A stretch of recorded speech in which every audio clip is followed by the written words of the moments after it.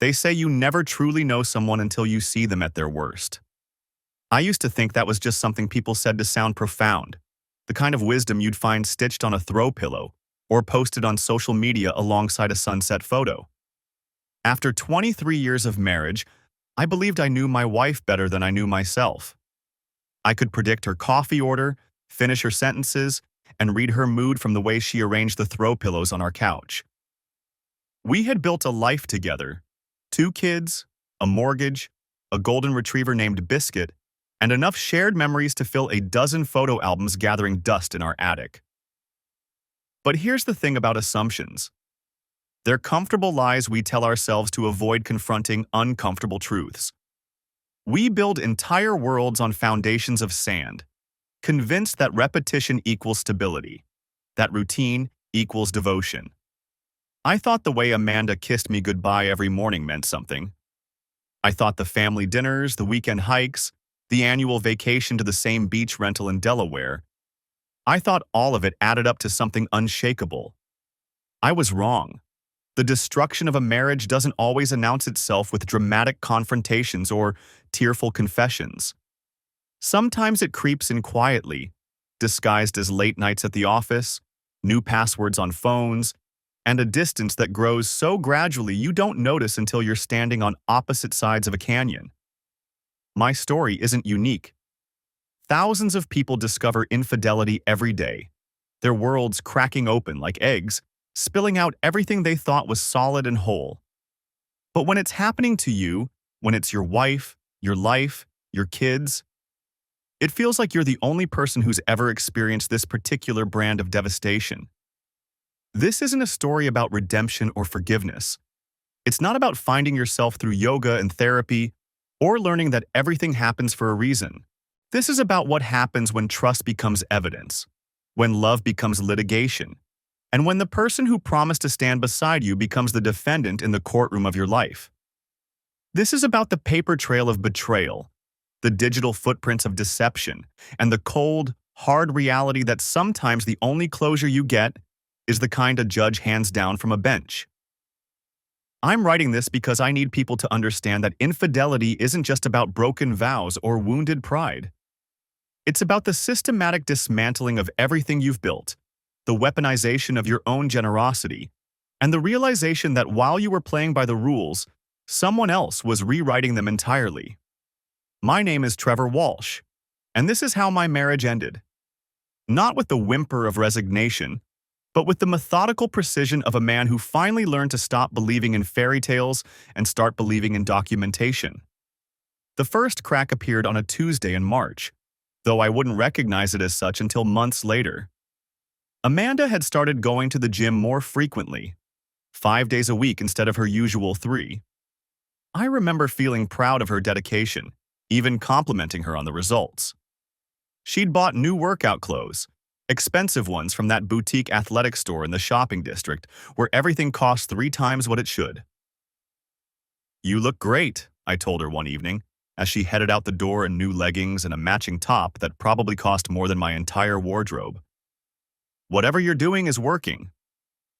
She smiled, kissed my cheek, and said she'd be back in 2 hours. The kiss felt normal. Everything felt normal. That's what I keep coming back to. How completely ordinary everything seemed while my entire life was being systematically dismantled. I was 46 years old, a senior project manager at a construction firm in Richmond, Virginia. We lived in a 4-bedroom colonial in a neighborhood where people still waved to each other and kids rode bikes in the street. Our daughter Emily was 20, finishing her junior year at Virginia Tech. Our son Brandon was 17, a high school senior more interested in his garage band than his college applications. We were living the dream, or so I thought. Amanda worked as an executive assistant at a medical supply company downtown. She'd been there for 12 years, working her way up from a reception position.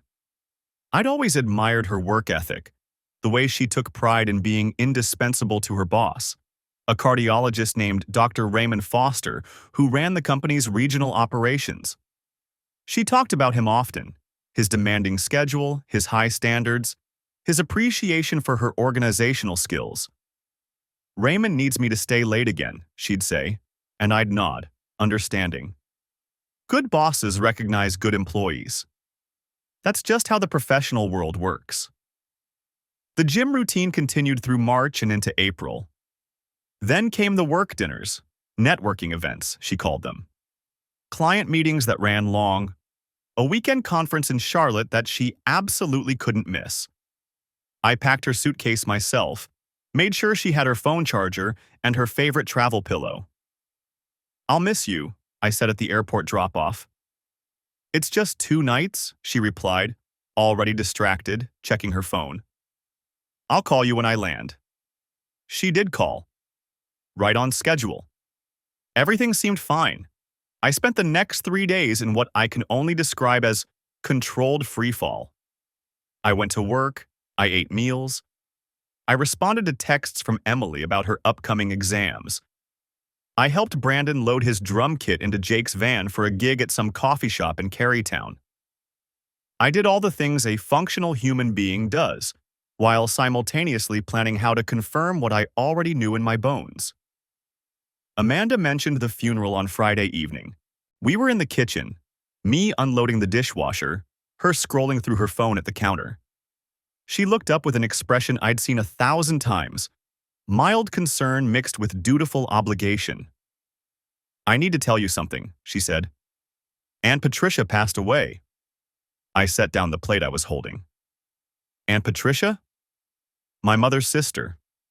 I know I haven't mentioned her much. We weren't particularly close, but still. Family." She sighed. "And I'll give her this. The performance was flawless." "The funeral's on Monday, in Charlottesville. I'll need to drive up Sunday evening and stay overnight." Here's the thing about liars who've been getting away with it for a while. They get sloppy. They start to believe their own invincibility. Amanda had been feeding me stories about late nights and conferences and networking dinners for months, and I'd swallowed every single one without question. Why wouldn't she assume I'd swallow this too? "I'm so sorry," I said, "because that's what you say." "Do you want me to come with you?" No. It'll be mostly her friends from the retirement community. You'd be bored out of your mind." She came around the counter and kissed my cheek. "I'll probably be back Tuesday afternoon. Wednesday at the latest if I need to help sort through her things." "What about work?" "I already cleared it with Raymond. He was very understanding." I bet he was. "Did she leave anything? A will?" Amanda's expression shifted. Just slightly, just for a fraction of a second. If I hadn't been watching for it, I would have missed it entirely. "Actually, yes, she was quite well off. Made some smart investments in the 80s apparently. Her attorney contacted me last week. There's an inheritance, a substantial one." "How substantial?" $2.3 million. I let out a low whistle, playing my part. "Jesus, Amanda, that's life-changing." "I know." She smiled, and it was the smile of someone who thinks they've just won. "We could pay off the mortgage, set up proper college funds for both kids, maybe finally take that trip to Italy we've been talking about." We hadn't been talking about Italy. We'd mentioned it once, maybe twice, years ago, but I nodded along. "When do you get the money?" "These things take time. Probate, estate settlement." Her lawyer said probably 6 to 8 weeks. She returned to her phone. "I'll know more after the funeral." I finished unloading the dishwasher in silence, my mind already 3 steps ahead. $2.3 million. Enough to justify taking out loans against the expected inheritance. Enough to make it worth the elaborate fiction. That night, after Amanda fell asleep, I went down to my office and started searching. Aunt Patricia, mother's sister. I pulled up the family tree Amanda had shown me years ago when we were organizing photos for Brandon's baby book. Her mother, Linda, had 2 siblings, a brother named Thomas, who died in 1997, and a sister named Joan, who lived in Florida. No Patricia. I expanded the search. I went through Amanda's social media, looking for any mention of an aunt. I checked obituaries in Charlottesville for the past week. Nothing.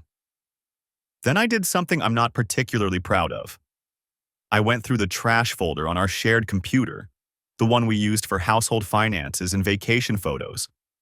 Amanda wasn't particularly tech-savvy. She deleted things by dragging them to the trash and then never emptying it. I found a Word document titled Estate Letter, Draft. It was dated 3 weeks earlier. The letter was addressed to Amanda from a law firm in Charlottesville, Whitfield and Associates. It detailed the passing of Patricia Ann Whitmore and the terms of her will, which left her entire estate, valued at approximately $2.3 million, to her beloved niece, Amanda Catherine Walsh. The letterhead looked official, the language sounded legal, and it was completely fabricated. I know this because I called Whitfield and Associates first thing Saturday morning. They're a real firm. They specialize in family law and estate planning. But when I asked to speak to someone about the Patricia Whitmore estate, the receptionist was confused. "I'm sorry, sir, but we have no client by that name. Are you sure you have the right firm?" "The letter is on your letterhead, dated April 3rd. A pause. "Sir, if someone is using our firm's name fraudulently, we'd need to know about that. Can you email us a copy of the letter?" I told her I'd get back to her. Next, I searched for Patricia Ann Whitmore's obituary. Nothing in Charlottesville. Nothing in the entire state of Virginia. I expanded to the whole country. I found 3 Patricia Whitmores who died in the past month.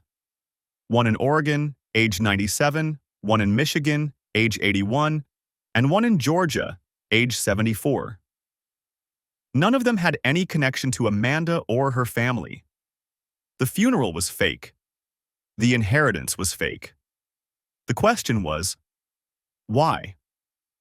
I thought about it while pretending to watch a Nationals game Saturday afternoon. Amanda was at the gym, or wherever she actually went when she said she was at the gym. The house was quiet except for the occasional thud from Brandon's room, where he was supposedly doing homework but more likely watching videos on his phone. $2.3 million. You don't invent that kind of money for no reason. You invent it because you need it. Or because you need people to believe you have it coming. I opened our bank accounts on my phone. Checking, savings, the kids' college funds. Everything looked normal. Then I opened our credit card statements. Also normal. The usual monthly expenses, nothing unusual. But when I logged into my credit report, something made my stomach drop. There was a loan inquiry from 3 weeks ago. First National Bank of Virginia, $50,000. I didn't apply for any loan. I called the bank, got transferred 3 times before reaching someone in the loan department who could access the application. Yes, they had an application from Amanda Catherine Walsh, dated March 28th. Purpose of loan: estate settlement expenses. Expected repayment source: inheritance from deceased relative. Was the loan approved? I asked. It's still in underwriting. We're waiting for documentation of the inheritance, a copy of the will, letter from the estate attorney, that sort of thing. And if she provides that documentation, then yes, the loan would likely be approved. Mrs. Walsh has excellent credit and the inheritance provides more than adequate security. I thanked her and hung up. $50,000 secured against an inheritance that didn't exist, from an aunt who wasn't dead, documented by a law firm that had never heard of her. This wasn't just an affair. This was fraud. I sat there on the couch, Nationals game playing to an empty room, and felt something shift inside me. The hurt was still there, the betrayal, the humiliation, all of it. But underneath it, something colder and sharper was taking shape. Amanda thought I was stupid.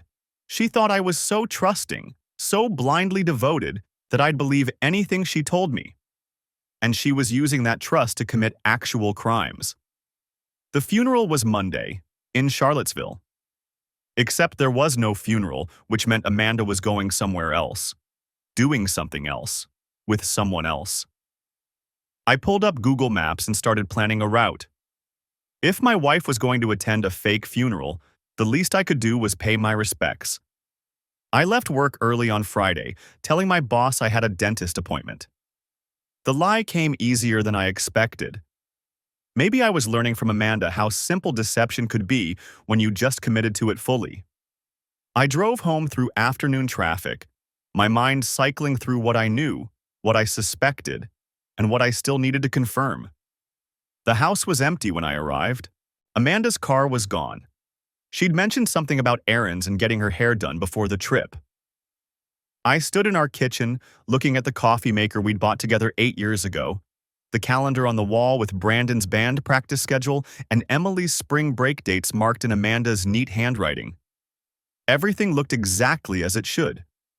That was the thing about deception. It didn't announce itself with dramatic changes. It hid in plain sight, wearing the costume of normalcy. I went upstairs to our bedroom and opened Amanda's closet. Her suitcase was already packed and sitting on the floor. Black roller bag, the one she always used for work trips. I knelt beside it, my heart doing something uncomfortable in my chest. Here's the thing about crossing certain lines. Once you do it, you can't uncross them. Opening your wife's suitcase is an admission that the marriage you thought you had doesn't exist anymore. I unzipped it slowly, as if that would somehow make it less of a violation. Inside, 3 days' worth of clothes, but not the conservative business casual she wore to the office. A red dress I'd never seen before, tags still attached. $340 from a boutique downtown. Lace underwear, also new, also expensive. A black nightgown that definitely wasn't the oversized Virginia Tech t-shirt she usually slept in. Heels. Perfume I didn't recognize. And at the bottom, wrapped in a silk scarf, a jewelry box containing diamond earrings I hadn't given her. I sat back on my heels, the evidence arranged around me like pieces of a puzzle I didn't want to solve. This wasn't a woman packing for a funeral. This was a woman packing for a romantic getaway. My phone buzzed. Text from Amanda. Getting my roots touched up, home by 6. Want me to grab dinner? I stared at the message for a long moment, then typed back, sure, whatever you want. 3 dots appeared, disappeared, appeared again. Love you. I didn't respond. I carefully repacked her suitcase exactly as I'd found it, zipped it closed, and went downstairs to my office. I had work to do. The problem with following someone is that it's harder than movies make it look. I couldn't just tail her car. She'd notice me eventually. I needed to know where she was going before she got there, which meant I needed access to information she hadn't volunteered. I opened my laptop and logged into our cell phone account. We'd been on the same family plan for 15 years. I'd never had a reason to check her usage before. Now I scrolled through her recent activity, looking for patterns. Lots of calls to the medical supply company. That made sense. Regular calls to her mother in Richmond, to Emily's cell, to Brandon's. But there was another number that appeared with increasing frequency over the past 2 months. Sometimes multiple times a day. I ran it through a reverse lookup service. Dr. Raymond Foster. Personal cell phone. I sat there looking at his name on my screen. Her boss. The man she'd worked with for 12 years. The one she'd mentioned casually over dinner 1,000 times. Raymond thinks we should expand into the Charlotte market. Raymond's wife is redecorating their house again. Raymond's daughter just got into Duke. Raymond, who apparently called my wife 17 times last week. I pulled up our credit card statements next, the ones I'd only glanced at before. Amanda handled most of the household finances. She was better at it, more organized, paid attention to details I missed. I'd trusted that. I'd trusted everything. March. Charges at the boutique where she'd bought the red dress. Charges at a lingerie shop.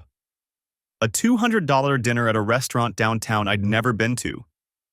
She'd told me she was at a client dinner that night. Hotel charges in Charlotte from February that matched the weekend she'd supposedly attended a conference. February. More hotel charges, this time in Virginia Beach. She'd said she was visiting her college roommate. January, jewelry store purchase, $890.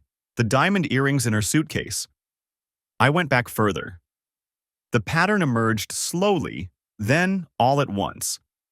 The affair had been going on for at least 6 months, maybe longer. And I'd noticed nothing. I'd been so focused on being the dependable husband, the good provider, showing up and doing my part, that I'd completely missed my wife building an entire separate life. My phone rang. Amanda.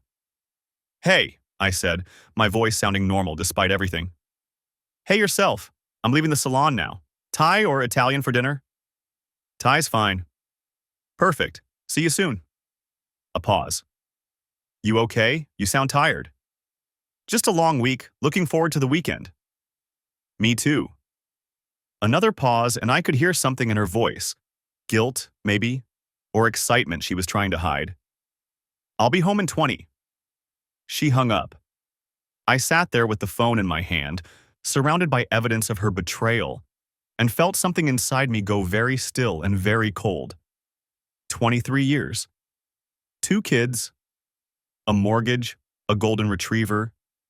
A life I thought we'd built together.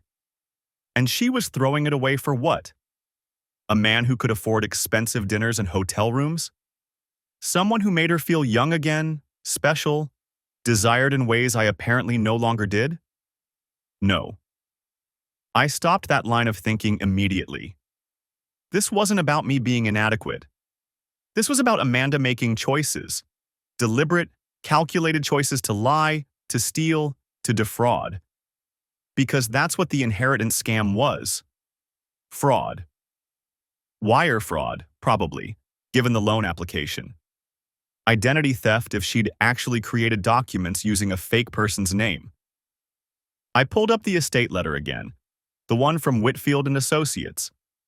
Looked at it more carefully this time. The letterhead was professional looking, but when I zoomed in, I could see the pixels were slightly off, like it had been created in Photoshop rather than printed on actual law firm stationery. The signature was illegible, convenient.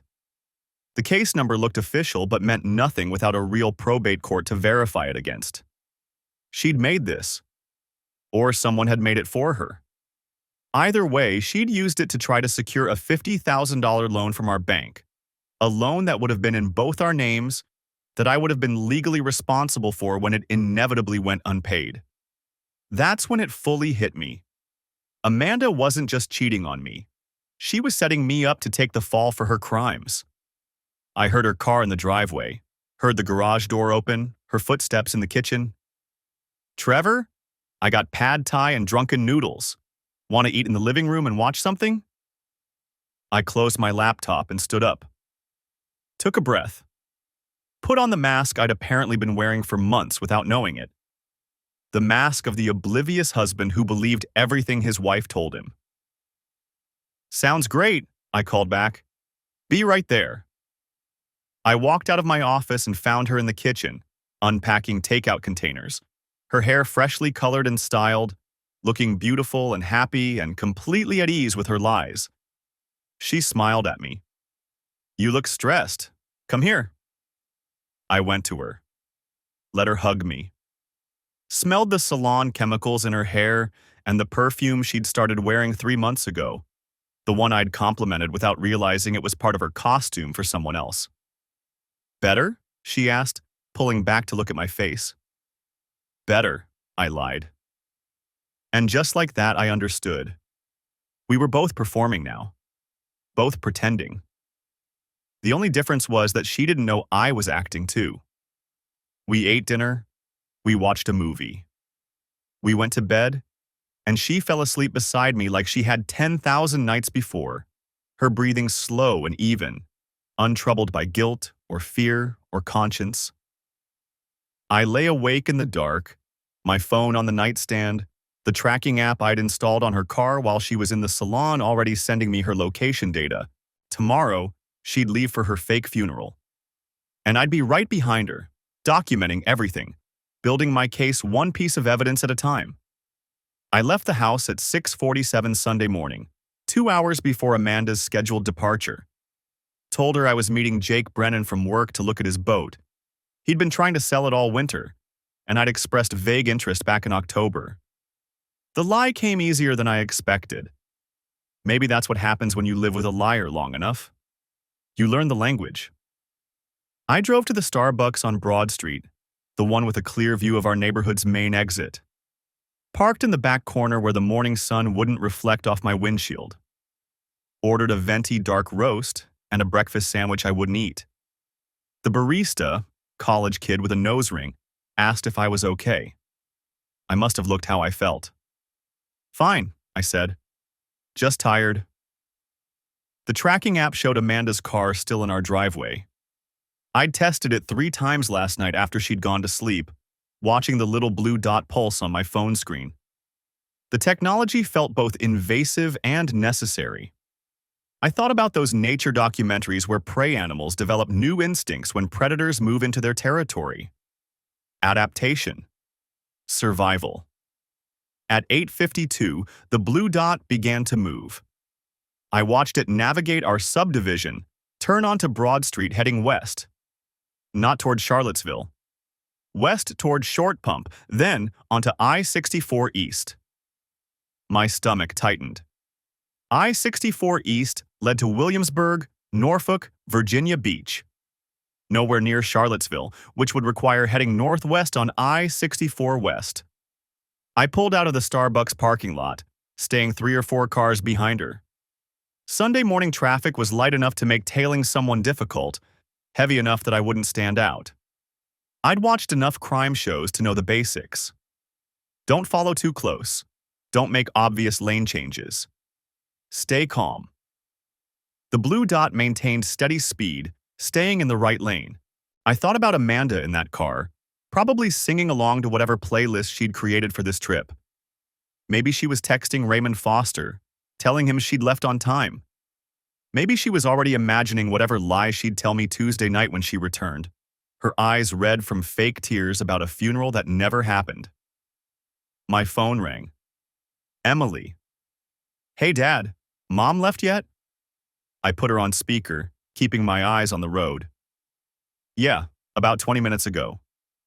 She seemed really upset last night when I called. I've never heard her talk about Aunt Patricia before. Were they close? There it was, the next layer of the lie. Amanda had probably cried on the phone with our daughter, performed grief for an imaginary aunt. I wondered how many times she'd practiced that conversation in her head. I don't think so, I said carefully. Your mom's family is complicated. Well, tell her I'm sorry and that I love her. I will, honey. After Emily hung up, I gripped the steering wheel harder. Amanda had weaponized our daughter's compassion, had made Emily complicit in the lie without Emily knowing it. That felt worse somehow than the affair, worse than the fake inheritance. She'd turned our children into unwitting accomplices. The blue dot exited at Williamsburg. I followed, maintaining distance. She turned onto Route 5, the scenic highway that wound through plantation country toward Charles City County. Old oak trees lined the road, their branches creating tunnels of shade. I'd driven this route with Amanda 15 years ago when we'd toured historic sites with the kids. Brandon had been 2, Emily had been 5. We'd eaten lunch at a colonial tavern, and Amanda had laughed when Brandon tried to eat a decorative candle. I thought I knew her then. I was wrong. The tracking app showed her slowing, turning onto a smaller road. I dropped back further, letting 2 cars pass me before making the same turn. The road narrowed, became tree-lined and private. Driveways appeared every quarter mile, leading to houses I couldn't see from the road. Estate properties. Old money. Amanda's car turned into a driveway marked by stone pillars. No name, just a number. 4721. I drove past, watching in my rearview mirror. The driveway curved into dense trees. I couldn't see the house. I pulled onto the shoulder a quarter mile down, killed the engine. Sat there breathing. The tracking app showed the blue dot stationary. I opened Google Maps, searched the address. The satellite view showed a large colonial-style house set back from the road, surrounded by manicured grounds. A pool. A detached garage. The property had to be worth $2 million, maybe more. I searched property records on my phone. The house was owned by Patricia Ann Foster, age 73. Widow of Dr. Charles Foster, deceased 2019. Patricia Foster. Raymond Foster's mother. The fake Aunt Patricia wasn't fake at all. She was real. Just not dead. Just not Amanda's aunt. My hands were shaking. I set the phone down, tried to think clearly. Amanda had created an elaborate lie using a real person, Raymond Foster's mother. The inheritance letter had claimed Aunt Patricia died and left Amanda $2.3 million, but Patricia Foster was alive, living in a mansion in Charles City County. Which meant the funeral Amanda was attending wasn't a funeral at all. I pulled up the tracking app again. The blue dot hadn't moved.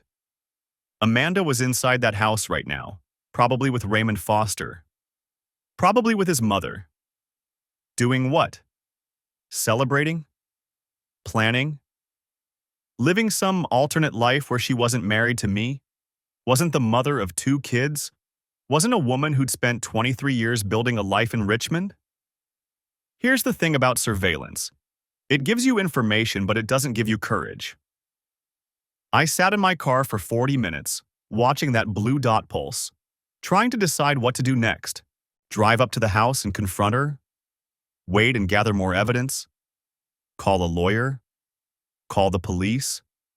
At 10:15, another car turned into the driveway. I recognized it from the parking lot of Amanda's office, a silver BMW sedan. I'd seen it dozens of times when I'd picked Amanda up for lunch, back when we still did things like that. Dr. Raymond Foster's car, then another car, a black Lexus SUV, then another, a white Mercedes. By 10:45, 7 cars had turned into that driveway. I pulled up the satellite view again, zoomed in. Behind the house, I could see what looked like a patio or terrace. Tables, maybe. The image was dated from last summer, but the setup suggested the kind of space designed for entertaining. 7 cars. Amanda's supposed funeral was attracting quite a crowd. I started my engine, turned around, drove slowly past the driveway entrance. The stone pillars had decorative lanterns mounted on top. Between them, I could see a banner strung across the driveway, partially obscured by trees. I couldn't read all of it, but I caught 2 words in large script letters. Happy birthday. The laugh that came out of me was harsh, almost painful. A birthday party. Amanda's funeral was a birthday party. Patricia Foster's birthday party. I drove back to my previous position, pulled out my phone, opened the camera, switched to video. I needed documentation, evidence, proof of what was happening here. I drove past the entrance again, slower this time, filming the banner, the cars, the house number on the stone pillars. Sunday, April 2nd, I said into the phone's microphone. 10:47 a.m. My wife, Amanda Walsh, told me she was attending her Aunt Patricia's funeral in Charlottesville.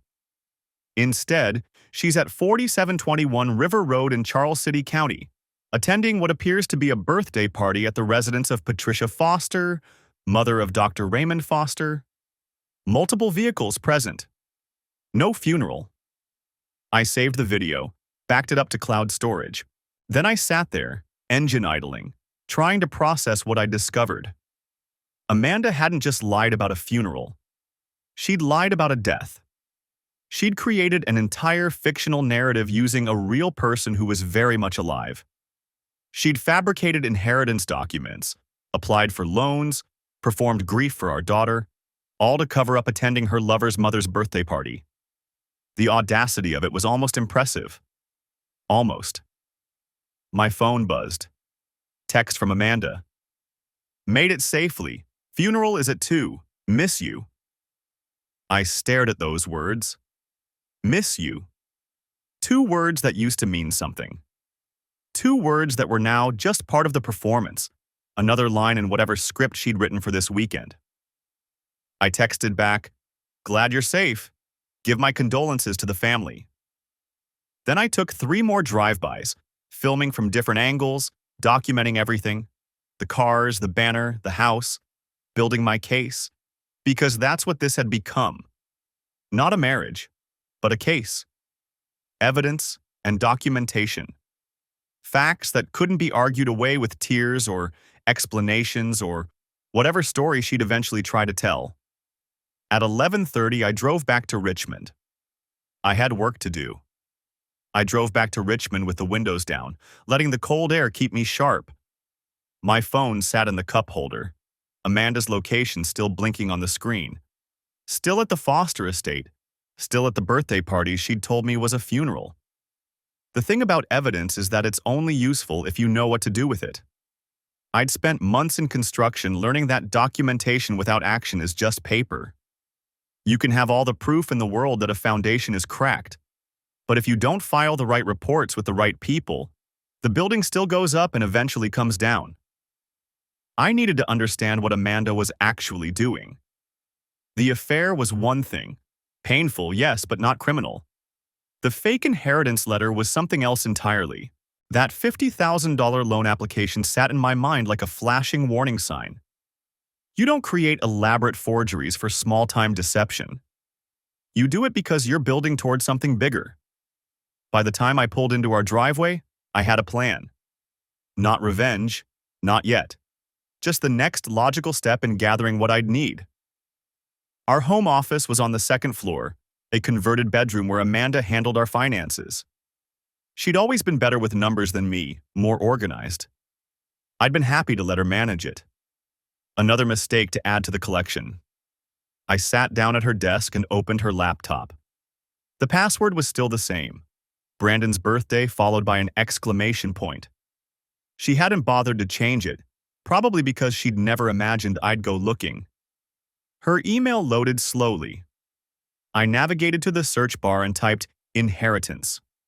43 results. The first was the fake letter from Whitmore and Associates, the fictional law firm. I'd already seen that one, but the emails that followed told a different story, one that made my stomach drop.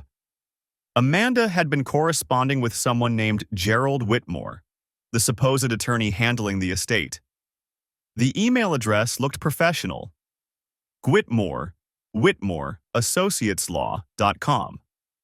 But when I checked the domain registration through a simple search, it had been created 3 weeks ago. Purchased for $12.99 through a discount registrar. The emails were detailed. Gerald Whitmore had sent Amanda regular updates about the probate process, explained why the inheritance would take time to process, provided her with account numbers and routing information for the estate. He'd even sent condolence messages about her beloved aunt. I clicked on the email properties and looked at the header information, something I'd learned to do years ago when dealing with phishing scams at work. The IP address traced back to Richmond, not Charlottesville, where the fake law firm was supposedly located. Richmond. More specifically, it traced to the same medical supply company where Amanda worked, the same building where Dr. Raymond Foster had his office. I sat back in the chair. They'd created this together. The whole elaborate scheme, the fake law firm, the inheritance letter, the grieving niece routine, all of it had been manufactured by Amanda and her lover. But why? I kept searching. In her sent folder, I found emails to our bank, to 3 different lending institutions, and to 2 credit card companies. Each one mentioned the inheritance. Each one requested information about loans, lines of credit, or increased borrowing limits. Amanda had been shopping for money, lots of it. The $50,000 loan from First National was just the beginning. She'd applied for a $75,000 home equity line of credit with Atlantic Federal. She'd requested a $100,000 personal loan from Piedmont Lending, secured against the pending inheritance. She'd even applied for 3 new credit cards, each with $25,000 limits, listing the inheritance as a financial asset. I pulled up our bank account. the joint one we'd maintained for 23 years. The balance showed $127,000. That seemed high. We usually kept about $40,000 in checking, the rest in savings and retirement accounts. I checked the transaction history. The $50,000 from First National had been deposited 4 days ago. I scrolled further. A $75,000 deposit from Atlantic Federal, dated 2 weeks before that. The home equity line had already been approved and funded. Amanda had successfully borrowed $125,000 against an inheritance that didn't exist from an aunt who'd never lived, processed through a law firm that was nothing more than a website and a fake email address. And our bank account was about to be empty. I checked the outgoing transactions. Over the past 3 weeks, Amanda had made a series of transfers. $30,000 to an account at Richmond Commerce Bank. $45,000 to another account at the same institution. $20,000 to a third account, all of them listed under business names I didn't recognize. Riverside Properties LLC, Summit Ventures Inc., Coastal Holdings Group. I searched for the business registrations. All 3 had been created within the past 2 months. All 3 listed Amanda Walsh as the registered agent. All 3 had business addresses at mailbox rental facilities. She was laundering the money, moving it out of our joint account and into shell companies she controlled, making it look legitimate, making it disappear. I felt something cold settle in my chest. This wasn't an affair that had gotten out of hand.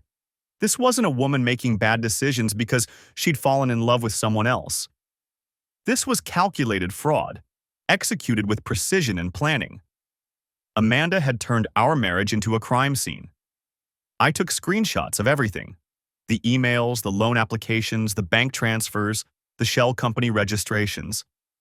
I uploaded them to a cloud storage account she didn't know about, one I'd created years ago for work documents. Then I cleared the browser history and closed the laptop, leaving everything exactly as I'd found it. My phone buzzed. Amanda's location was moving. She was leaving the Foster estate, heading back toward Richmond. I had maybe 90 minutes before she got home. I went to our bedroom and opened her nightstand drawer. Beneath the paperback novels and reading glasses, I found her passport. I photographed the identification page. Then I found our marriage certificate in the filing cabinet downstairs, our mortgage documents, the titles to both cars. I photographed everything. In the back of the filing cabinet, behind folders of old tax returns, I found something that made me stop breathing. A manila envelope, unsealed. Inside were 2 plane tickets to Grand Cayman, dated for April 15th, 3 weeks away. Both tickets were one-way. One in Amanda's name. One in Raymond Foster's name. There was also a printed confirmation for a wire transfer, scheduled for April 14th. The amount? $340,000. The destination? Caledonian Bank, Georgetown, Grand Cayman Islands. The source accounts: Riverside Properties LLC, Summit Ventures Inc., and Coastal Holdings Group. She wasn't just stealing money, she was leaving, taking everything she could borrow against the fake inheritance, moving it offshore, and disappearing with her lover to a country with no extradition treaty and strict banking privacy laws. April 15th. Tax day. The day when everyone's finances were in chaos anyway, when a few unusual transactions might get lost in the shuffle. She'd even thought about the timing. I photographed the tickets and the wire transfer confirmation. Then I put everything back exactly where I'd found it. My phone showed Amanda was 40 minutes away. I had time for one more thing. I went back to the office and opened our safe, the one where we kept important documents and some emergency cash. The combination was our anniversary date. Inside, I found $8,000 in $100 bills, our passports, and the deed to the house. I also found something I hadn't expected: a burner phone, the cheap kind you buy at convenience stores. I powered it on. The text message history showed conversations with someone saved as R. The messages were explicit, planning meetings, discussing the inheritance scheme, talking about their future together in the Caribbean. But there was something else. Messages about me. He doesn't suspect anything, Amanda had written 2 weeks ago. Still thinks I'm working late? Raymond's response. Your mom was right. The simple ones are easiest to fool.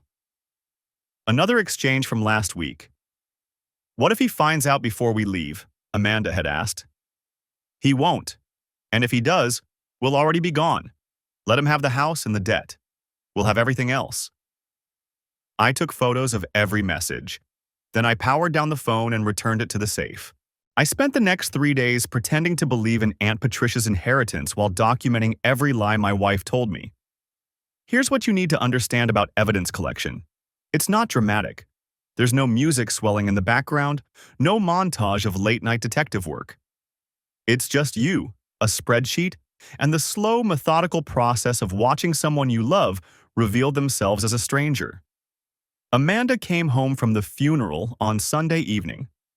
She wore black, a nice touch, I thought, and her eyes were appropriately red-rimmed. I wondered if she'd use those little menthol sticks actresses employ to make themselves cry on cue, or if she'd just rubbed them raw in the car. How was it? I asked from the couch, where I'd positioned myself with a beer in the Nationals game. She set down her overnight bag with a sigh that seemed rehearsed. Difficult. There were more people than I expected. I bet there were. 73 candles make quite a crowd on a birthday cake. Your cousin's doing okay? As well as can be expected. She moved into the kitchen, and I heard the refrigerator open. I'm exhausted, Trevor. I think I'm just going to take a shower and go to bed. Sure, honey. I saved you some lasagna. Thanks, but I'm not hungry. We had a big lunch after the service. Of course they did. I'd seen the catering invoice in Raymond Foster's email. $4,200 for his mother's birthday celebration. Shrimp cocktail, prime rib, an open bar. Some funeral. She disappeared upstairs. I heard the shower start, and I returned my attention to my laptop, hidden beside me on the couch. I'd been busy while she was gone. The fake law firm, Whitmore and Associates, had an impressively detailed website. Someone had put real work into it. Professional headshots of attorneys I'd reverse image searched back to stock photo sites. Case results that were plagiarized from actual Virginia law firms. Even a physical address in Charlottesville that, when I'd checked Google Street View, turned out to be a Panera Bread. I'd called the number listed on their letterhead that morning. It rang 4 times, then went to a generic voicemail. You've reached Whitmore and Associates. Please leave a message. The voice was automated, text-to-speech. No names, no callback number, nothing that could be traced. But here's where Amanda had made her first real mistake. The email address. The domain, whitmoreassociates.com, had been registered 3 months ago through a privacy service, yes, but the registration payment had been processed through PayPal. And PayPal, as I discovered through some creative Googling and a helpful Reddit thread about domain registration, sometimes left breadcrumbs. I'd filed a fraud report with the Internet Corporation for assigned names and numbers that afternoon. Not because I expected them to do anything immediately, these things take time, but because I was building a paper trail. Every report, every complaint, every piece of documentation would matter later. The water shut off upstairs. I minimized my browser windows and pulled up the baseball game.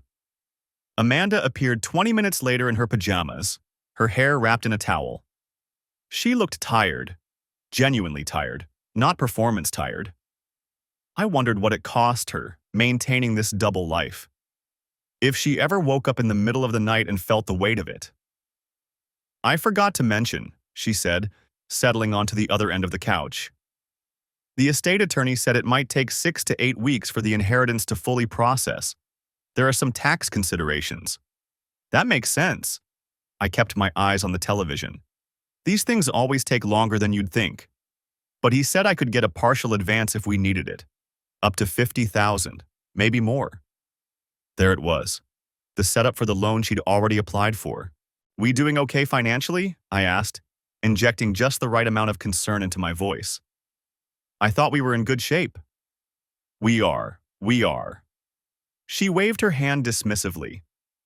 "I just meant if we wanted to, I don't know, finally renovate the kitchen or something. Take a really nice vacation. With Emily's tuition and Brandon about to start college, I thought it might be good to have some flexibility." The kitchen was fine. We'd redone it 6 years ago, and we'd been saving for the kids' college since they were born. 529 plans, automatic deposits, the whole responsible parent routine. But I nodded like this made perfect sense. "Whatever you think is best," I said. "You're better with this stuff than I am." She smiled. That same smile I'd trusted for 23 years, and patted my leg. "I'll handle it. Don't worry." Don't worry. Right. She went to bed around 10. I waited until I heard her breathing settle into the deep rhythm of sleep. Then I went down to my workshop in the basement. I'd set up a command center of sorts on my old drafting table. 3 file folders, color-coded. Red for financial documents, blue for communications, green for timeline and evidence. My father had been an accountant before he retired. He'd taught me that organization wasn't about being obsessive, it was about being prepared. The red folder was getting thick. I'd printed out every bank statement from the past 6 months, highlighting the irregular transactions. Transfers to accounts I didn't recognize. Cash withdrawals in odd amounts. $400 here, $600 there, always just under the threshold that would trigger automatic reporting. I'd cross-referenced them with Amanda's calendar and found a pattern. The withdrawals always happened on days she claimed to be working late or running errands.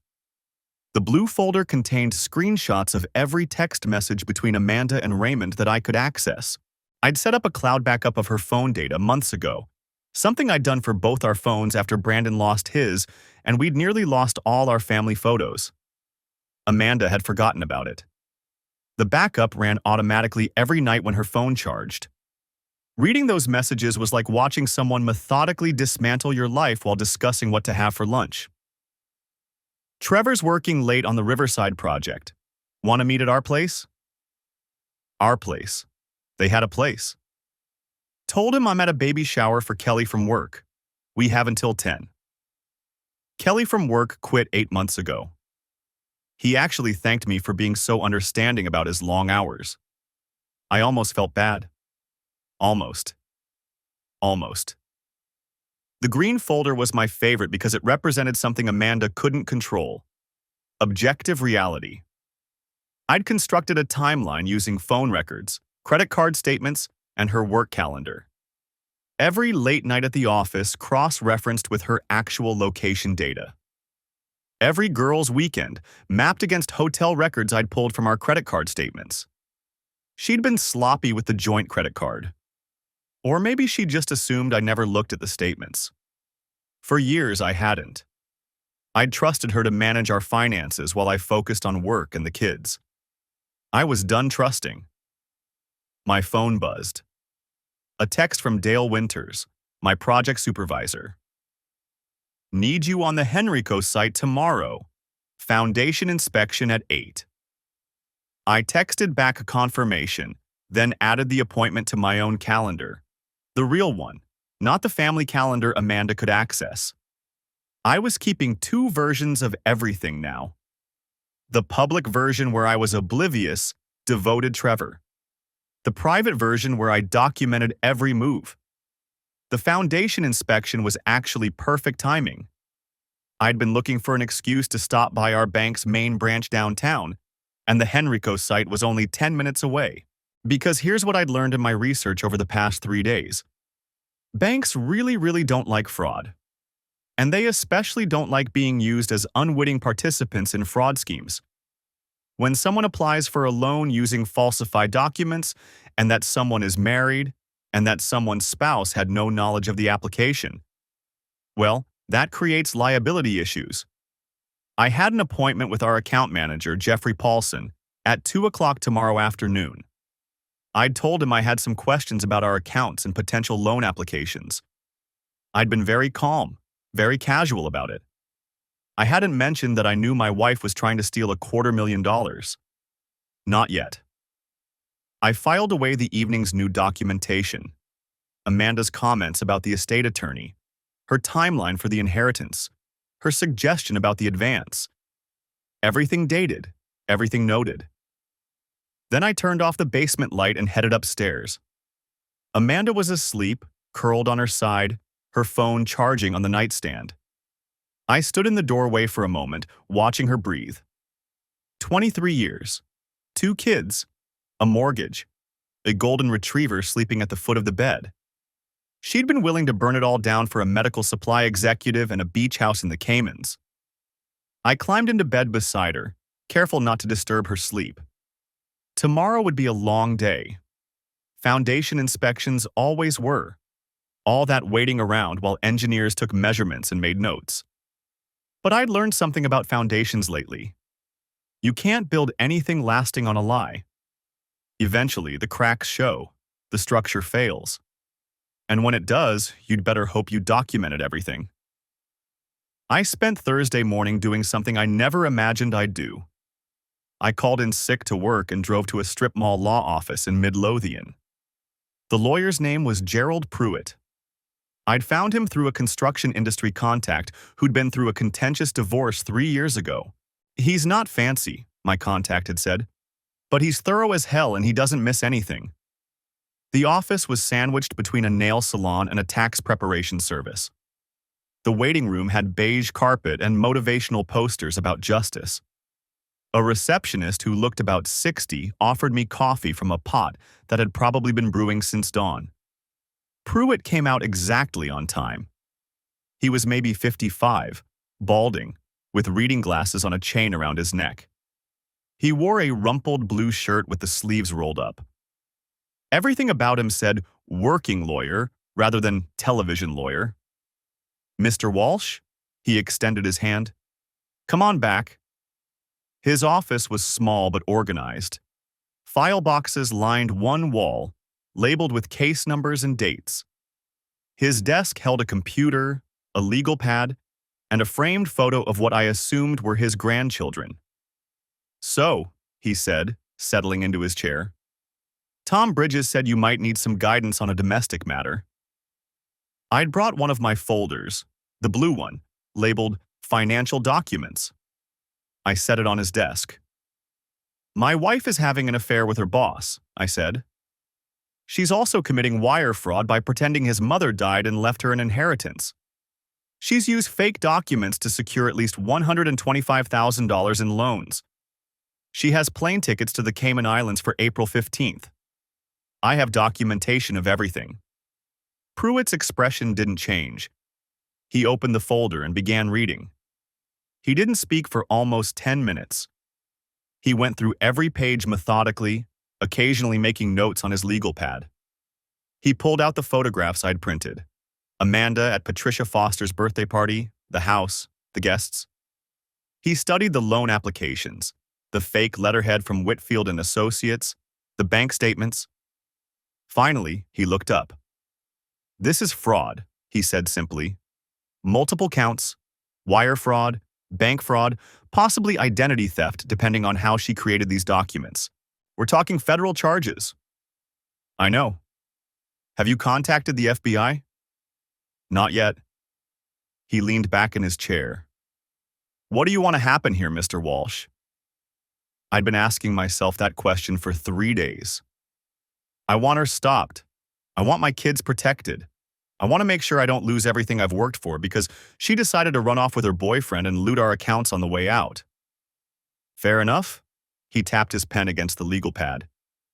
Here's what I'm seeing. You have 2 parallel tracks here, criminal and civil. The criminal stuff, that's the fraud. The civil stuff, that's your marriage and your assets. They're connected, but they're separate processes. Okay. On the criminal side, you need to report this. The banks she's defrauded, they'll want to know.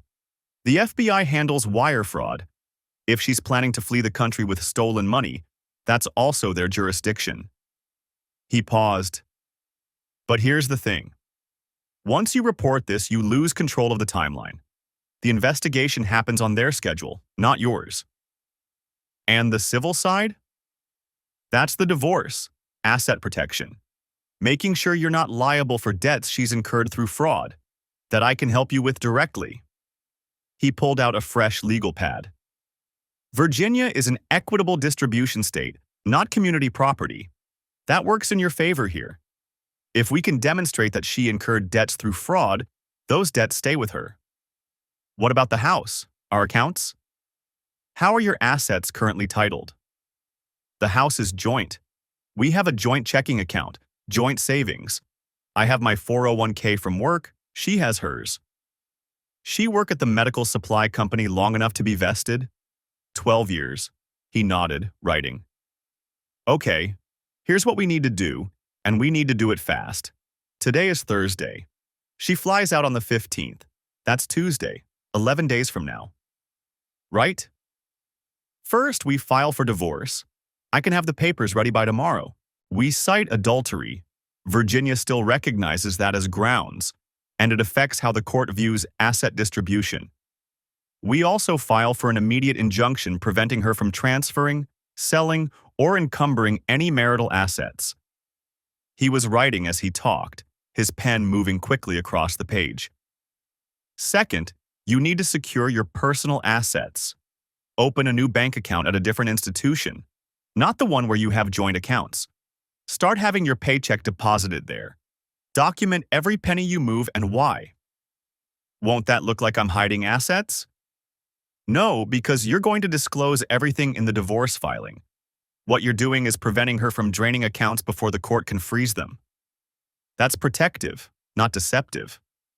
Big difference. I was taking mental notes, trying to keep up. Third, you report the fraud. I'd suggest starting with your bank. They're the victim here as much as you are. They'll have their own fraud investigation team. Then the FBI. I can give you the contact information for the white-collar crime division in Richmond. Will they take it seriously? Mr. Walsh, she's created fake legal documents, impersonated a deceased person, secured 6 figures in fraudulent loans, and is planning to flee the country. Yes, they'll take it seriously. He flipped to a new page on his legal pad. Fourth, and this is important, you need to tell your kids. Not everything, not the details, but enough that they understand what's happening before it becomes public.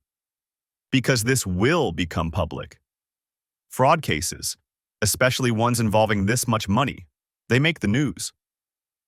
The thought of telling Emily and Brandon made my stomach turn. How much do I tell them? That's your call. But they're adults, or close enough. They deserve to know their mother is in serious legal trouble before they hear it from someone else. What about Amanda? Do I confront her? No, he said it firmly. Not until she's been served with divorce papers. Right now, she thinks you don't know anything. That's an advantage. Once you confront her, she might accelerate her timeline, move money you haven't found yet, destroy evidence. Let her think she's safe until the moment she's not. He pulled out a printed form and slid it across the desk. This is a standard retainer agreement. My fee is $300 an hour for divorce work. I'll need a $5,000 retainer to start. Given the complexity here, the fraud, the asset tracing, the likelihood she'll contest everything, you should expect this to cost between $15,000 and $30,000 total. I'd expected something like that. That's fine. I'll need you to sign this today if you want me to file tomorrow. And I'll need some additional information, full financial disclosure, timeline of the affair if you know it, any evidence of her relationship with Dr. Foster. I have another folder in the car, the green one. It has photographs, GPS logs, phone records I was able to access. Get it? Let's go through everything now while we have time. I went to my truck and retrieved the green folder. When I came back, Pruitt had pulled out a digital recorder. I'm going to record our conversation, he said. For my notes. Everything you tell me is privileged, attorney-client confidential. I need you to walk me through the whole thing. Start from when you first suspected something was wrong. So I did. I told him about the increased gym visits, the new clothes, the late nights at work. I told him about the funeral announcement, my initial confusion, the research that showed no Aunt Patricia existed. I told him about following her to Charles City County, watching her walk into Patricia Foster's birthday party, filming the whole thing. I told him about the shell companies, the pending loan applications, the one-way tickets to Grand Cayman. Pruitt listened without interrupting, occasionally making notes. When I finished, he turned off the recorder. Mr. Walsh, I've been practicing family law for 28 years. I've seen affairs, hidden assets, offshore accounts. But this, he gestured at the folders. This is organized, premeditated fraud. This isn't a spouse hiding money. This is a criminal conspiracy. I know. Which means your wife is going to face serious consequences. Prison time, probably. Felony convictions. Her career is over. Her relationship with your children will be damaged, maybe permanently. I know that too. He studied me for a moment. Are you prepared for that? For what happens to your family when this comes out? My family is already destroyed, I said. I'm just making sure the evidence is clear about who destroyed it. I called the bank first. That was Friday morning, April 4th, exactly 11 days before Amanda and Raymond planned to board their flight to Grand Cayman. The fraud department put me on hold 3 times. Each transfer meant explaining the situation again to someone new, my voice getting tighter with each repetition. Yes, I'm sure. Yes, I have documentation. No, my wife doesn't know I'm calling. Finally, they connected me to someone named Victoria Brennan, a senior investigator who actually seemed to understand the urgency. Mr. Walsh, I'm going to need you to come in person with everything you have, she said. We can't freeze accounts or stop transactions based on a phone call alone. I can be there in 40 minutes. This afternoon would be, I'll be there in 40 minutes. I hung up before she could argue. Gerald Pruitt had already prepared a folder for me. Copies of everything, organized with tabs and a summary sheet on top. The estate letter from the fake law firm. The loan applications. Screenshots of the shell company registrations. Bank statements showing the deposits and transfers. Phone records.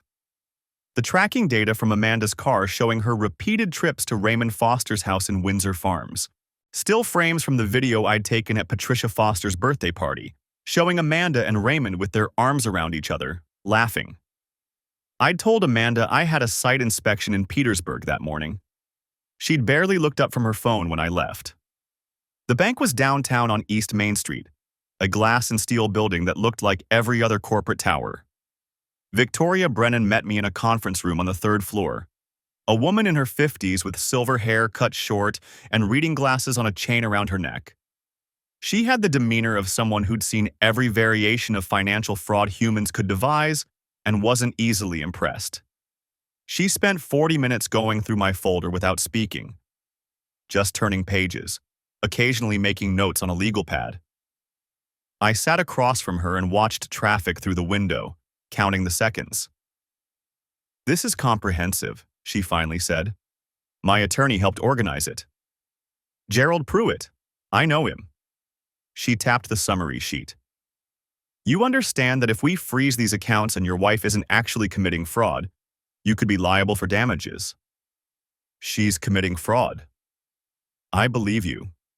But I need to ask. Victoria removed her glasses and looked at me directly. The inheritance letter is obviously fabricated. We can verify that Whitfield and Associates doesn't exist in about 30 seconds. The loan applications reference this fake inheritance as collateral, which makes them fraudulent on their face. The shell companies are registered to an address that doesn't exist, and you have evidence she's planning to leave the country with the funds. April 15th, right? She made another note. Here's what's going to happen. I'm going to flag every account associated with your wife's name and these shell companies. Any attempted transfers over $5,000 will be blocked pending investigation. The scheduled wire transfer to the Cayman account won't go through. will also be required to file a suspicious activity report with FinCEN. What's FinCEN? Financial Crimes Enforcement Network, federal agency. They'll investigate, and if they find what I think they'll find, they'll refer it to the FBI. She paused. Your wife will likely face federal charges, Mr. Walsh. Wire fraud, bank fraud, possibly money laundering. These aren't minor offenses. I'd known this was coming. Gerald had explained it all, but hearing it stated so plainly by someone who worked in the machinery of consequence made it real in a way it hadn't been before. Amanda was going to prison. The woman I'd shared a bed with for 23 years, who'd held our children when they were born, who'd cried at her father's funeral with her face pressed against my shoulder. She was going to be a federal defendant. I understand, I said. Victoria studied me for a moment. I've been doing this job for 17 years. I've seen a lot of people sitting where you're sitting right now. Some of them can't go through with it when they realize what reporting the fraud actually means. They think they want justice, but when it comes down to it, they'd rather just walk away. I'm not walking away. Good. She closed the folder. Because if you did, she'd do this to someone else eventually. People who commit this kind of fraud don't stop. They just get better at it. She stood up and offered her hand. I shook it. We'll have the accounts frozen by end of business today, she said. You should expect your wife to notice by Monday at the latest. Probably sooner. Monday's when I'm filing for divorce. Then you've got your timeline figured out. She walked me to the door. One more thing. When she realizes what's happening, she's going to be angry. Very angry. Make sure you're somewhere safe when the accounts get frozen. I drove home with my hands gripping the steering wheel hard enough to hurt. The trees along Monument Avenue were starting to bud. That early spring green that looks almost artificial in its brightness. People were out jogging, walking dogs, living their normal Friday afternoons. I'd just destroyed my wife's life. No, she'd destroyed her own life.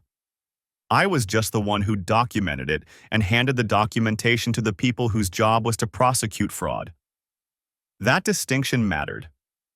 I repeated it to myself the whole drive home. Amanda's car was gone when I pulled into the driveway. A text on my phone explained, running errands. Back by 3. Want me to grab dinner, or are you cooking? I stared at the message. The casual domesticity of it. The assumption that we were still operating in the world where she asked about dinner, and I responded with a preference and we ate together at the kitchen table like we had 10,000 times before. I didn't respond. Instead, I went upstairs to our bedroom and started packing.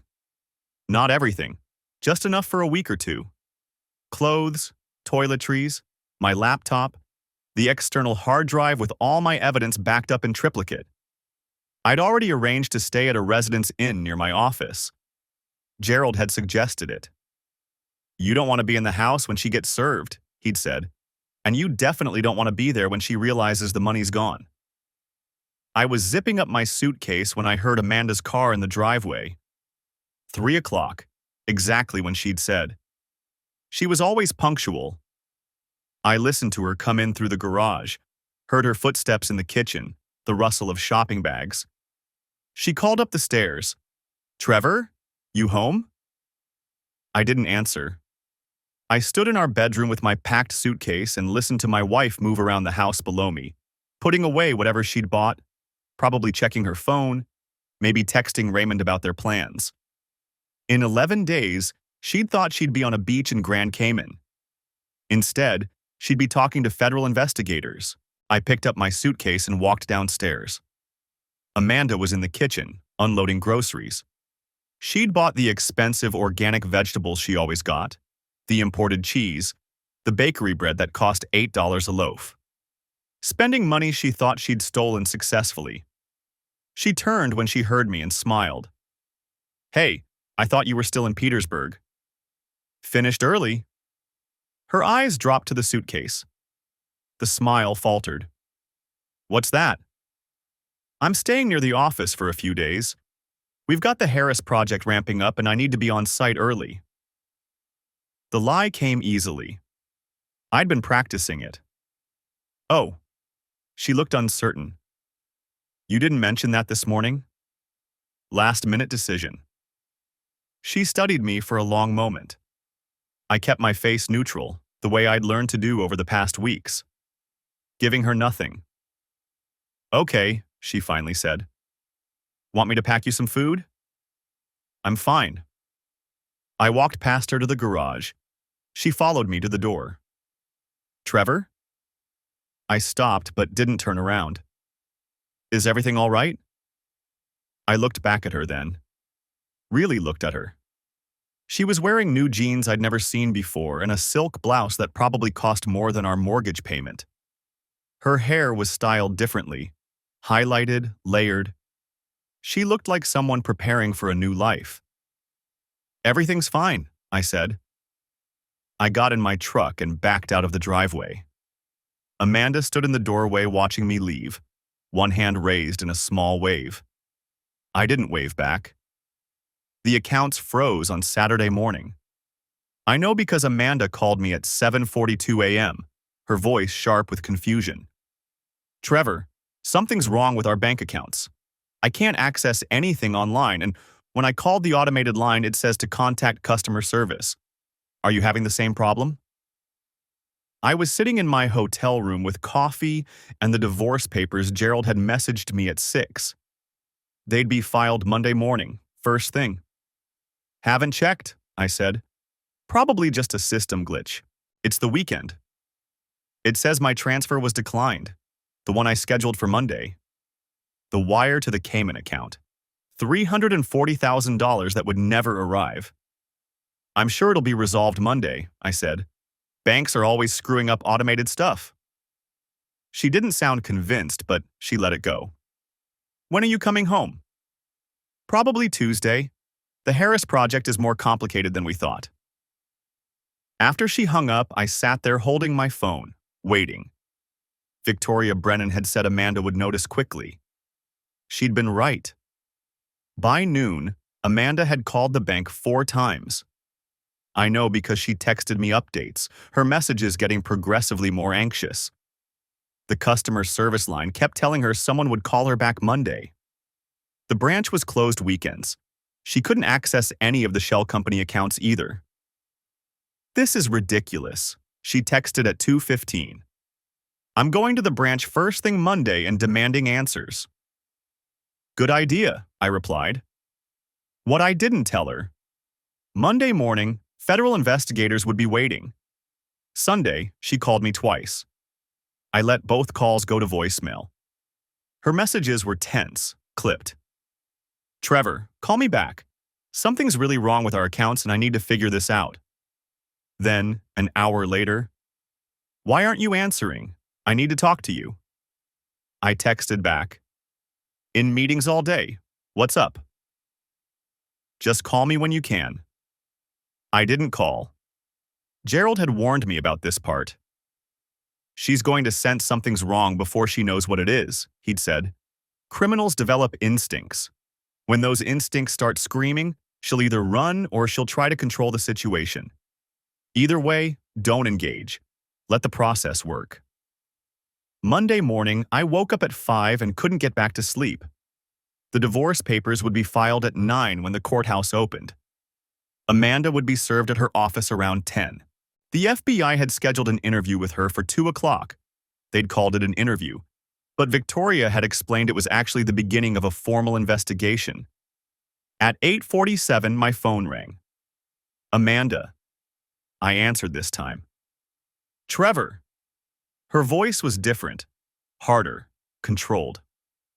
I need you to come home right now. I'm working. What's wrong? Don't lie to me. The control cracked slightly. I know you did something. The bank accounts, the transfers, everything's frozen. And when I called Raymond's office this morning, his secretary said federal investigators were there asking questions about me. I said nothing. Trevor, are you there? I'm here. What did you do? I looked out the hotel window at the morning traffic on Broad Street. People driving to work, living their normal Monday lives, unaware that 3 miles away a woman's entire existence was collapsing. I documented your fraud, I said quietly. The fake inheritance, the loan applications, the shell companies, the planned flight to Grand Cayman, all of it. I gave everything to the bank and they reported it to the federal authorities. Silence. Then, you went through my things. You committed multiple felonies. I'm your wife. You were my wife. You'll be served with divorce papers around 10 this morning. Adultery and fraud. I'm citing both. Her breathing changed. I could hear her trying to control it. Trevor, listen to me. You don't understand what you've done. If you go through with this, I already went through with it. It's done. I can explain everything. The money, Raymond, all of it. Just come home and let me explain. No. Trevor, please. Her voice broke. Don't do this. Think about the kids. Think about Emily and Brandon. This will destroy them. That made something hot and sharp move through my chest. You should have thought about the kids before you decided to steal $250,000 and flee the country. I wasn't stealing from you. You were stealing from everyone. The banks, me, anyone stupid enough to trust you, which apparently included me for 23 years. Trevor, I hung up. She called back immediately. I declined the call. She called again. Again. On the fourth call, I turned off my phone. Gerald called my work cell at 10:23. She's been served. The process server said she refused to sign initially, tried to tear up the papers. He had to explain that refusing service doesn't make it invalid. How'd she seem? Angry, defiant. She told the server this was a mistake and her husband would be apologizing very soon. He paused. Trevor, she's going to fight this. She's going to make it ugly. Let her. I'm serious. People facing federal charges sometimes do desperate things. Make sure you're documenting everything, every contact she tries to make, every message. If she threatens you, report it immediately. I will. The FBI interview is at 2. I've got a colleague who does criminal defense, Stephanie Yu. I sent Amanda her contact information in case she wants representation. Professional courtesy, even though she doesn't deserve it. After we hung up, I sat in my truck in the parking lot of the construction site and tried to feel something. Relief, vindication, satisfaction, anything. Instead, I just felt tired. My work phone rang. Emily. I closed my eyes. This was the conversation I'd been dreading. Dad? What's going on? Mom just called me crying, saying you're divorcing her and she's being investigated by the FBI. She's not making any sense. Where are you right now? In my apartment. Dad, what happened? I told her. Not everything. She didn't need the details about the affair, the explicit text messages, the birthday party I'd filmed. But I told her about the fake inheritance, the fraudulent loans, the plan to leave the country. Emily didn't speak for almost a minute. Then, Mom did that? Yes. You're sure? You're absolutely sure. I have documentation, Em. Bank records, emails, loan applications. I gave it all to the authorities. Another long silence. Is she going to jail? Probably. I heard her breath catch. What about us? What about me and Brandon? You're both adults. This is between me and your mother. You didn't do anything wrong. But everyone's going to know. It'll be in the news, won't it? Gerald had warned me about that too. Fraud cases involving 6 figures made headlines, especially in a city the size of Richmond. Probably, I admitted. I can't believe this. Her voice was small, younger than her 20 years. I can't believe Mom would do something like this. I couldn't either. Does Brandon know? Not yet. I was hoping you could help me tell him. Dad, he's going to lose it. You know how he is about Mom. I did know. Brandon had always been closer to Amanda, had inherited her charm and her ability to talk his way out of trouble. This would shatter him. I know, but he needs to hear it from us before he hears it somewhere else. We agreed to tell him together that evening. After I hung up, I sat in my truck and watched construction workers frame up the second story of the office building we were erecting. Methodical work. Measure, cut, place, secure. Everything according to plan, everything documented, everything inspected. If only marriages came with building codes. The FBI interview lasted 4 hours. I know because Amanda's lawyer, she'd hired Stephanie Yu after all, called me at 6:15 to inform me that her client was invoking her Fifth Amendment rights and would not be answering questions without a formal grant of immunity. Your wife maintains she's done nothing wrong, Stephanie said. Her tone was professional, carefully neutral. She believes this is a misunderstanding that's been blown out of proportion by a vindictive spouse. The bank records aren't a misunderstanding. We'll see what the evidence shows. I gave them the evidence. Mr. Walsh, I'm calling as a courtesy to let you know that my client will be fighting both the divorce and any criminal charges vigorously. She's the mother of your children, and she deserves the presumption of innocence. She created fake legal documents and stole over $100,000. Allegedly. I hung up. Brandon called at 7. Emily had told him. He was crying. My 17-year-old son who prided himself on being tough, who played drums in a punk band and wore ripped jeans and acted like nothing bothered him. Dad, you have to fix this, he said. You have to tell them it was a mistake. It wasn't a mistake, Brandon. But it's Mom. She wouldn't do something like this. She wouldn't. I didn't argue with him. He'd learn. The evidence would teach him what I couldn't. I love you, I told him. This doesn't change that. You and Emily are the best things I ever did. Then don't do this. Don't send Mom to prison. I'm not sending her anywhere. She made choices. Choices have consequences. He hung up on me. I sat in my hotel room and ordered Chinese food I didn't eat and watched the local news at 11. The story was there. Third segment. Local woman under investigation for bank fraud. They didn't name Amanda, not yet. But they would. Tuesday morning, Gerald called. The FBI executed a search warrant on your house.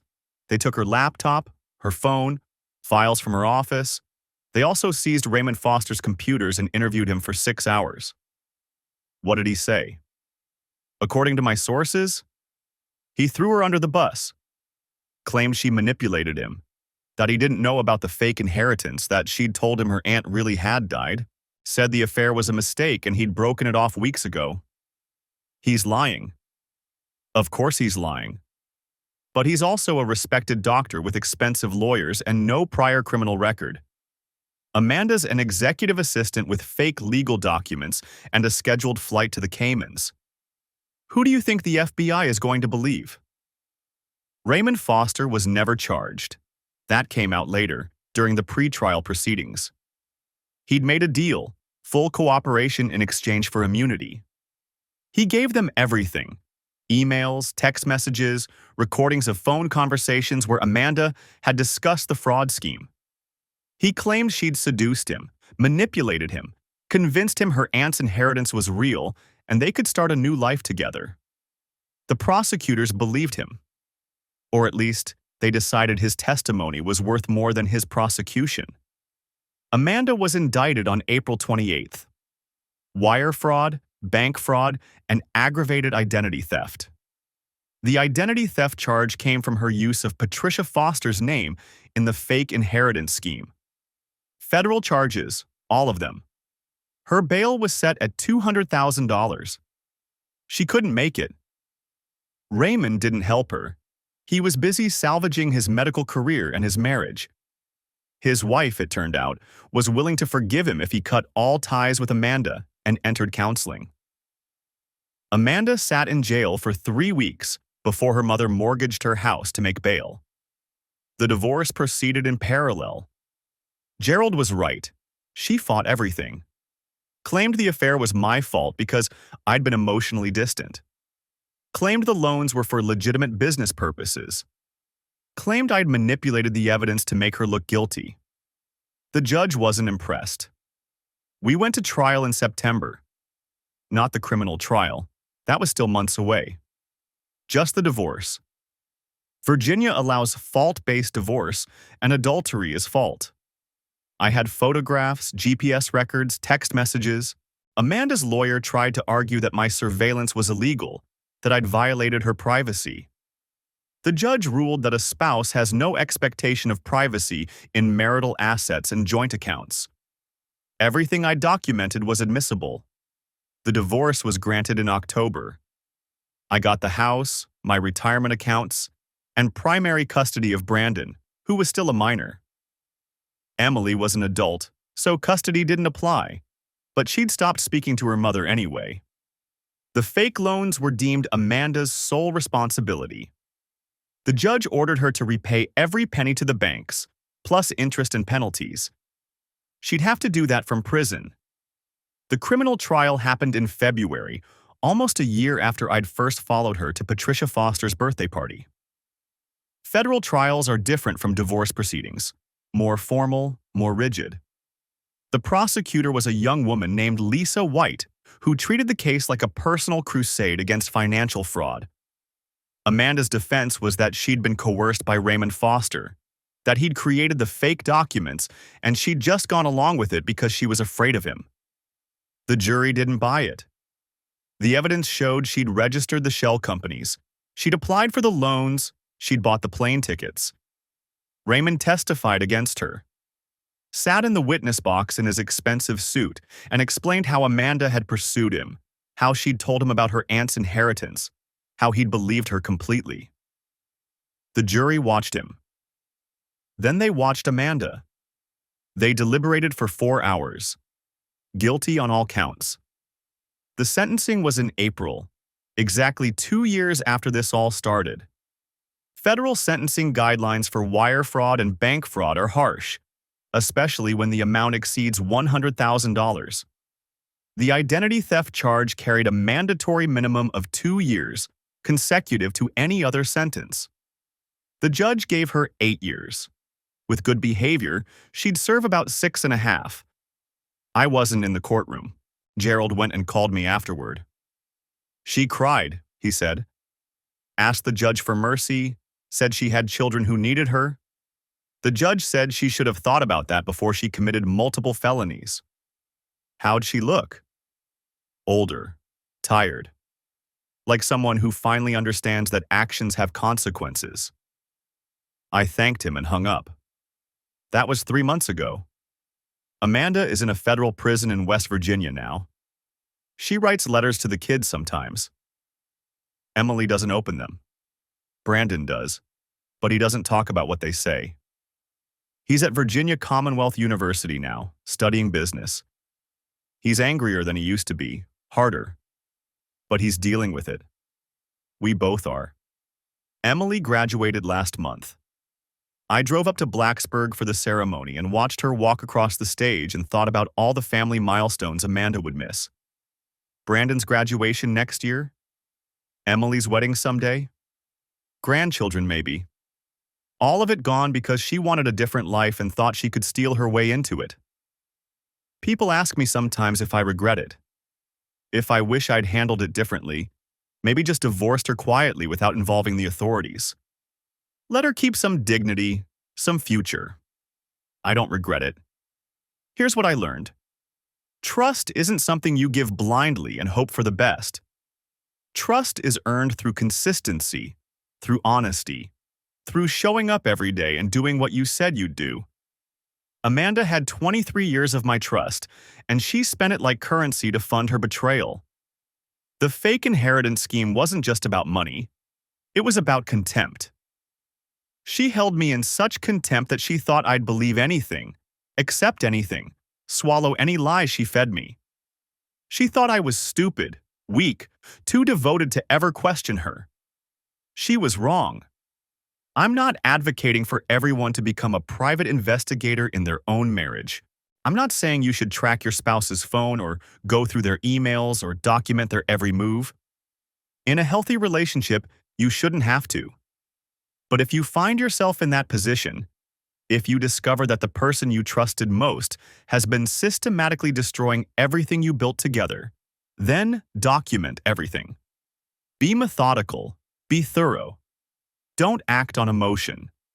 Build your case the way you'd build a house. One piece of evidence at a time.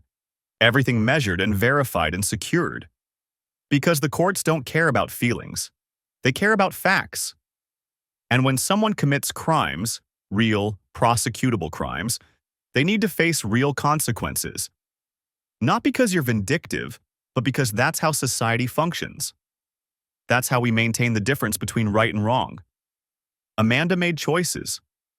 I documented them. The system did the rest. I still live in the house in Richmond. I refinanced it in my name only, got a better interest rate. The golden retriever, Biscuit, died last year at 13. I haven't gotten another dog. Brandon says I should, that the house is too quiet. Maybe he's right. I'm 50 now.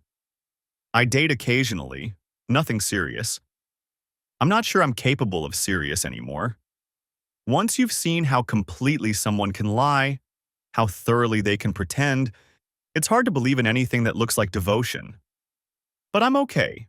The kids are okay. We're building something new, the three of us. Something honest. Something that doesn't require fake documents or offshore accounts or elaborate performances. Something real. And if there's a moral to this story, it's this. You can't build a life on lies. Eventually, the foundation cracks. The structure fails. And when it does, the collapse is total.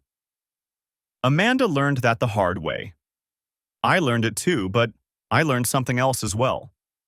Sometimes the weight of silence is heavier than the weight of truth. For months, I carried the knowledge of her betrayal alone. Said nothing. Documented everything. That silence was crushing.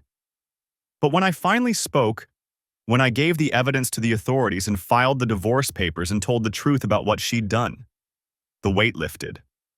Not all of it. Some scars don't heal completely. Some trust, once broken, can't be repaired. But I could breathe again. I could sleep.